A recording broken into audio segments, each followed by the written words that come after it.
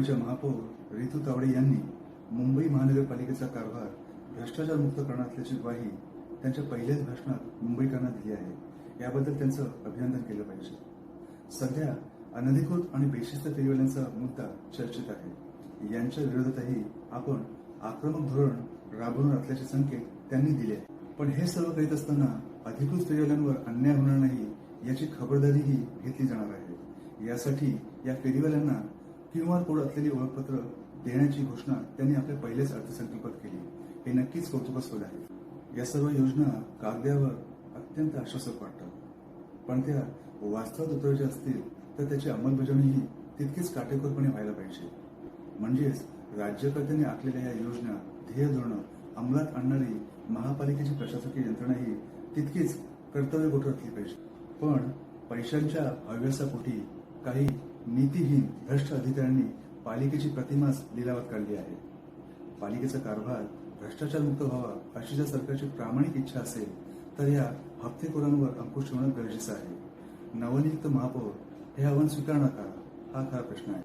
नमस्कार, मी अमित पवार थेट पोलपूरमध्ये आपल्या सर्वांचं स्वागत करतो। मागील काही भागातून महापालिकेतील भ्रष्टाचार आम्ही जनतेसमोर उघडकीस आणला। या भ्रष्टाचारात माखलेल्या खऱ्या सूत्रधारांवर आदरणीय महापौरांनी कारवाई करून प्रशासनावर कायद्याची जरब बसवणं आता आवश्यक झालं आहे। अनधिकृत आणि बेशिस्त फेरीवाल्यांकडून हप्ते घेऊन त्यांना अभय द्यायचं। या हप्तेखोरीतून मिळणाऱ्या उत्पन्नात अधिकाधिक वाढ व्हावी यासाठी अत्यंत सुनियोजित पद्धतीने बांगलादेशी आणि रोहिंग्या फेरीवाल्यांना दादर आणि परिसरात प्रस्थापित करायचं।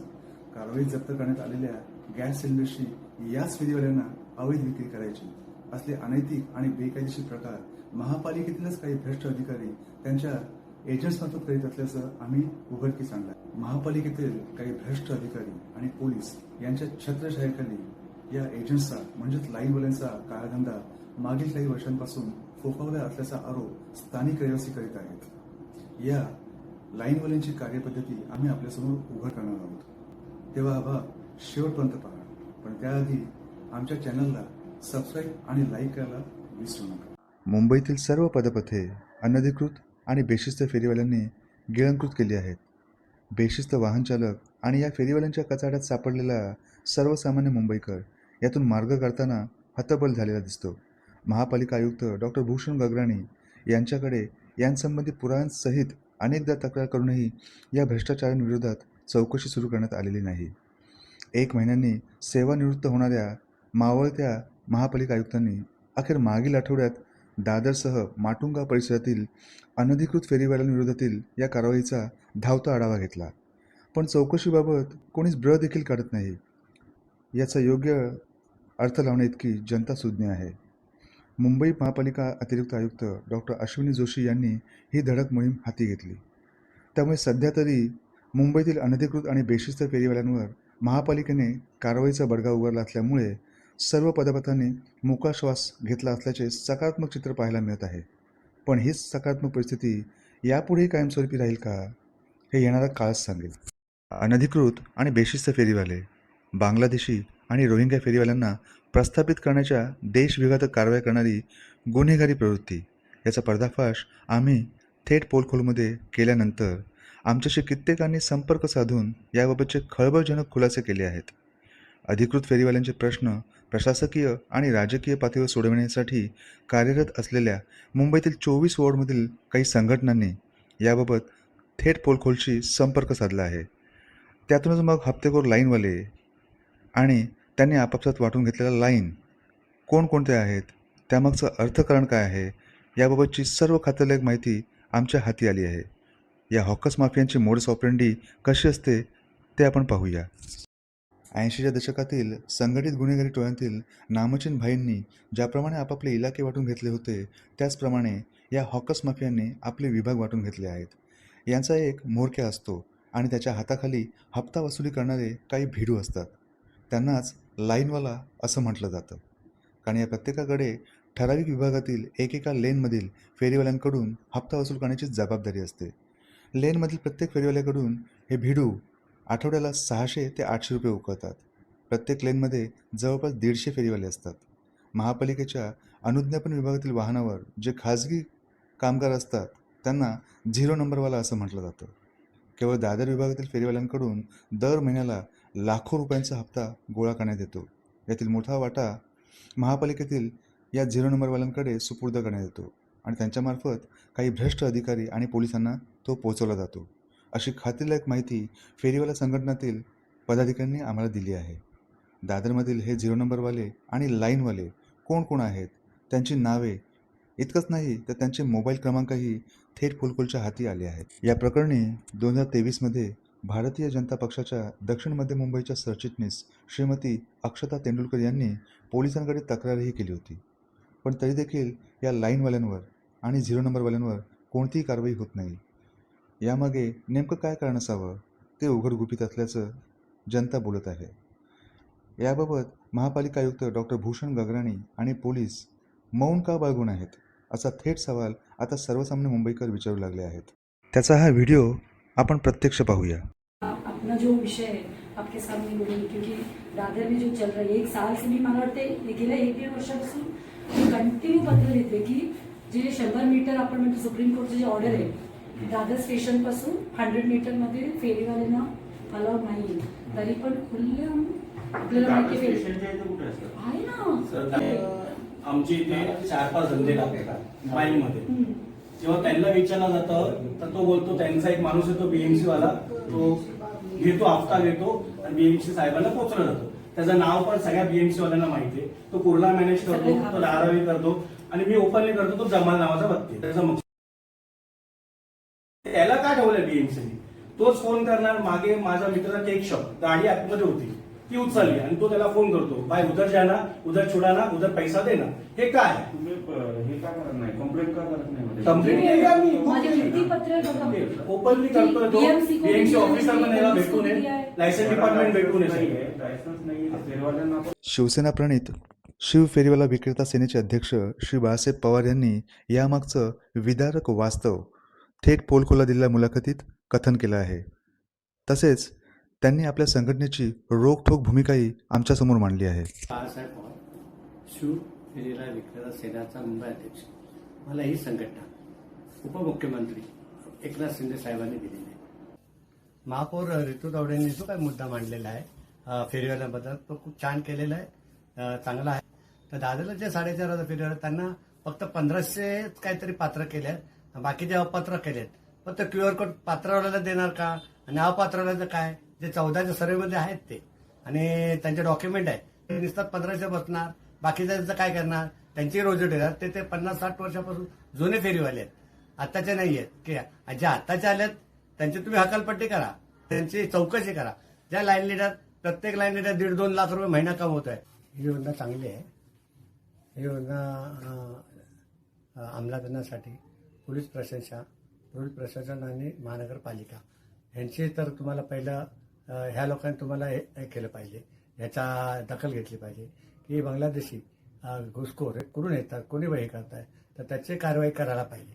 दुसरी गोष्ट, बांगलादेशी वाढण्याचे कारण काय, काही हेच लीडर पैसे खाऊन त्यांना बसवतात का त्यांचे पेपर बनवतात, ते दखल घ्या. दुसरी गोष्ट ही अशी आहे की ज्या अपात्र आणि पात्र, तुम्ही अपात्र आता 1,500 दाखवताय आणि दादाच्या फेरीवाला 4,500 आहे, बाकीच्यांचं काय करणार, त्यांना QR कोड देणार का, ते QR कोड कुठल्या पद्धतीने देणार, म्हणजे कसं, त्यांचे तुम्ही परत रिचेकिंग करा, परत तपासणी करा की जर बीएमसी त्यांचा रेकॉर्ड आहे ते 14चा सर्वे झालेला, पण त्याचं काय करणार, कसं बसवणार या लोकांना. आज 22 दिवस 24 दिवस झाले, धंदे बंद आहे, लोक उपाशी मारतात. एक धंदेवाला, एक पत्र्यावाला जर 10 माणसं पोचतो, आज तो धंदा नाही लावतो, त्यांचे बाकीचे मुलं बाळं किंवा त्यांचे आम्हालापासून लोक आज उपाशी आहेत, तर त्यांचं काय करणार. भाजपच्या ज्येष्ठ नेत्या श्रीमती अक्षता तेंडुलकर यांनी लाईनवाल्यांवर कारवाई झालीच पाहिजे अशी आग्रही मागणी केली आहे. त्यांनी जी ही भूमिका घेतली आहे त्या भूमिकेला तुमच्या संघटनेचा पाठिंबा आहे का? हो, नक्कीच. अक्षता तेंडुलकरनी जी काही भूमिका घेतली आहे मॅडमनी, ती खूप चांगली आहे आणि आमचा पाठिंबा नक्कीच आहे. याच्यासाठी की ते फेरीवाले जे लाईन लीडर आहे हे बांगलादेशी आणतात, कुठून आणतात, कोण बसवतं, किती पैसे घेतात, दिवसाचे किती, याच्या महिन्याचे किती, हे सगळे हे लाईन लीडर काढतात. आणि पोलीस प्रशासनाला सगळ्यांना माहिती आहे, बीएमसीवाल्यांना माहिती आहे, कोण त्यांचा खमक्या असतो तो लाईन गोळा करतो. तो दुसरा एक आहे राजू गायकवाड नावाचा ग्रस्त 0 BMC वाला, अमोल आहे, झिरो BMC वाले या सगळ्या लिडरवर पैसे घेतात. पहिले जे फेरीवाले सकाळी बसतात ते रात्रपर्यंत हा धंदा करतायत आपल्या पोटासाठी. त्या पोटावर तरी धरून त्याला लाईन लिडर त्यांच्या जबरदस्ती पैसे काढतात. या लाईन लिडरवर कारवाई झालीच पाहिजे. बांगलादेशी एका जागेला दिवसाला 1000 रुपये देतात. आपली मराठी माणसं 200 रुपये देतील तर हे लोक त्याला देत नाही, 1000 रुपयाला देतात. असं हे धंदे दादरला चालू आहे. दादरच्या ब्रिज खाली सगळे बंगाली मुसलमान आहेत. मुस्लिम लोक करताय, बंगाली लोक करताय, रोहिल्या पण घुसले आहेत. नाही असं नाही, पण हे सगळं लाईन लिडरच्या हातात असतं. लाईन लिडर करतात. कुठला नाला चोपाल्याला राहणारा लाईन लिडर येतो, रात्री सकाळची भाजी मार्केटची लाईन काढतो. तो ठाण्यामध्ये येतो, कोण डोंबिवलीचा येतो, कोण कल्याणचा येतो. असे लाईन लिडर लोक आहेत. दादरमध्ये सुद्धा लोक आहेत. ते लोक 8 दिवसात 3 लाख रुपये महिना कमवत आहेत. हे यांच्याकडे पैसे काढून आपल्याकडे. आणि पोलिसांना माहिती आहे, प्रत्येक पोलिसांना, प्रत्येक BMC ऑफिसरला माहिती आहे की हा लाईन हा चालवतो, हा लाईन ती चालवतो. 34 लाईन आहे दादरमध्ये, 34 लाईन आहे. 34 लिडर झाले. त्या 34 लिडरमध्ये किती इन्कम होतोय बघा. महिन्याचा 2 कोटी टर्नओव्हर आहे कलेक्शन हप्ता. हा BMC आणि पोलिसांनी जातो. लाईन लिडर प्रत्येक लाईनला 3-4 लाख रुपये आपले स्वतःचे ठेवून बाकीचे ते BMC स्वतः यावं, पोलिसांनी स्वतः यावं, आपली माणसं पाठवा, पैसे मिळणार त्यांना. पहिली कशी पावती आम्ही द्यायचो BMCला, 30 रुपयाची पावती होती खेरणाच्या टाइमला. खेरणा 30 रुपयाची BMC पावती चालू केलं तर पावती घेऊन जायचा तो. हा त्रास नव्हता आम्हाला करता. आता हे 0 नंबरवाले आणि लाईनवाले कोण कोण आहेत, त्यांची नावे आणि त्यांच्या लाईन कोणकोणत्या आहेत याबाबतची रोचक माहिती आपण जाणून घेऊया. दादर आणि परिसरातील फेरीवाल्यांकडून हप्तेखोरी करणाऱ्या जमालुद्दीन शेख, शमशुद्दीन शेख आणि सिकंदर शेख यांच्या विरोधात एका राजकीय पक्षाच्या पदाधिकारी महिलेने माहीम पोलीस ठाण्यात तक्रारही दाखल केली होती. त्या जमालुद्दीन शेखचा साथीदार आहे राजू राजगुरू. आता आपण 0 नंबरवाले कोण कोण आहेत ते पाहू. अमोल आणि हाच तो राजू राजगुरू. यापुढे लाईनवाले कोण कोण आहेत आणि त्यांच्या लाईन्स कोणकोणत्या आहेत ते पाहूया.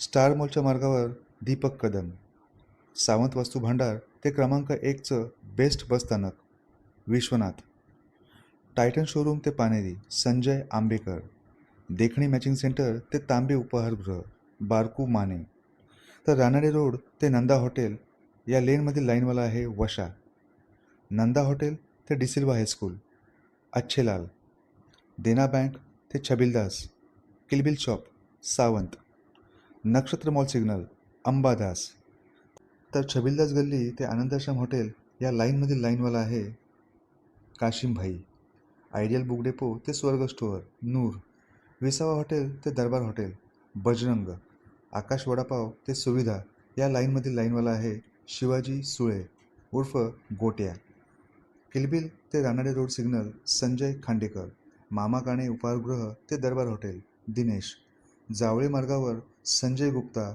महेश गुप्ता, आनंद कदम आणि मोरे हे लाईनवाले आहेत. विसावा हॉटेल मार्ग दिनेश कदम, NC केळकर मार्ग सोनावणे, रानाडे रोड सिग्नल ते लावण्य शॉप सोनावणे आणि विसावा हॉटेल वसंत ठाकूर असे आहेत हे लाईनवाले आणि त्यांच्या लाईन्स. हे सर्व दाहक वास्तव आम्ही आपल्या समोर मांडलं आहे. पण तरी देखील या हप्तेखोर लाईनवाल्यांवर पोलीस कारवाई का करत नाहीत? महापालिकेतीलच 0 नंबरवाले आणि काही भ्रष्ट अधिकारी यांच्या विरोधात महापालिका प्रशासन कारवाई का करीत नाही? हे सर्व प्रश्न अद्यापही अनुत्तरितच आहेत. पण याची उत्तरं या सर्वांना जनतेला द्यावीच लागतील. जय हिंद, जय भारत.